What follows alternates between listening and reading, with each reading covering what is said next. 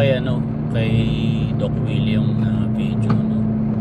Talagang pag mamatay ka na talaga, parang tumatapang ka, no? Pero ako naman, hindi naman sinasabi kong mamatay na ako, no? Pero what if nandun na ako sa point na yun, ito habang nagdadrive ako, baka mamaya kunin na ako ng Lord. So hindi ko rin alam, no? Pero malaking realization sa akin yun, na dapat pala everyday iniisip natin ito na yung last chance natin, no? So ako ngayon siyempre kilala niyo naman ako, ito yung business natin sa jersey business, no? So napapansin ko yung ibang nag-start o yung ibang medyo hindi pa matagal sa gantong business, parang lagi silang nagrereklamo. Yung iba ang bababa ng presyo, kaya hindi sila makaahon kasi baba ng presyo ng iba.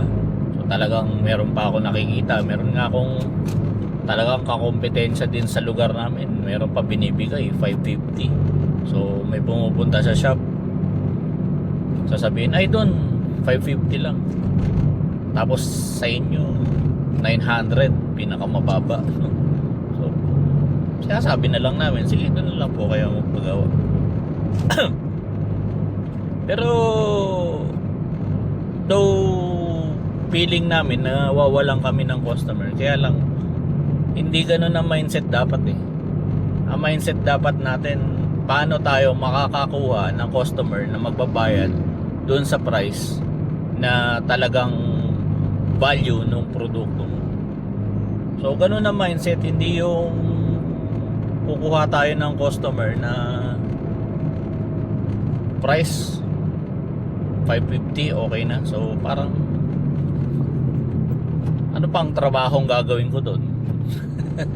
Di ba? So para sa akin wala, parang yung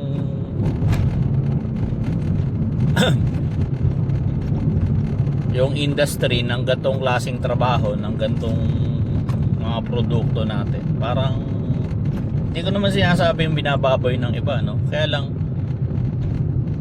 nasa mindset mo kasi yan, no?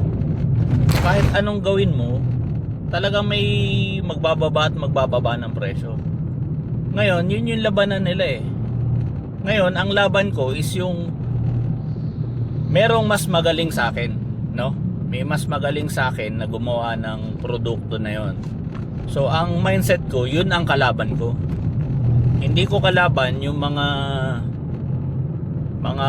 tao ko dyan, mga pucho na, kasi once na binaba mo presyo, syempre ang quality nun bababa, So ako, alam nyo kung sinong gusto kong laging tinatalo, yung yung mas matataas sa akin, no?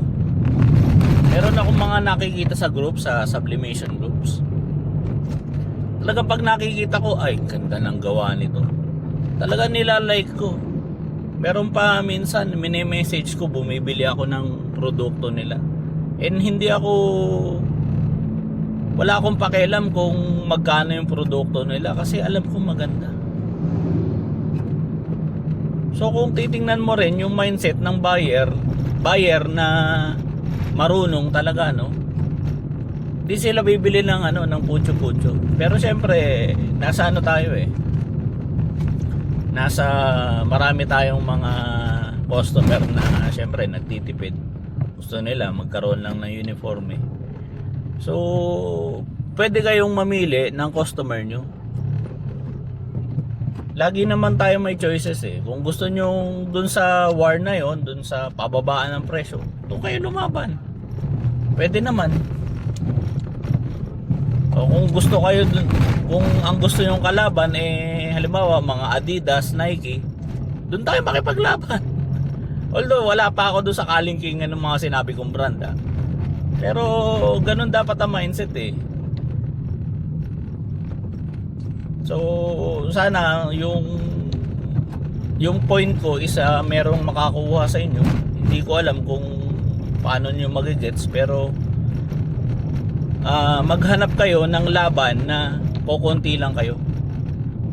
Kasi pag nakipaglaban kayo doon sa mga maraming tulad yan sa price war, madami kayo doon.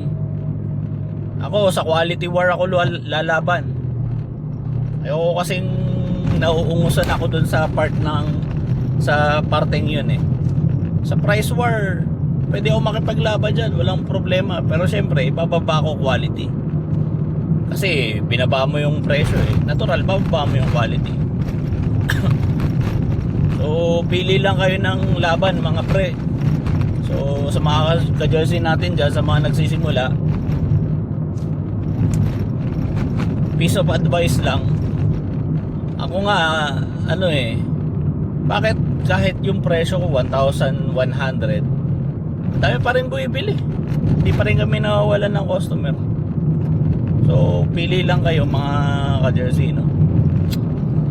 Bira na ako magsalita ngayon kasi sobrang dami na rin ginagawa namin. Peace sa inyo.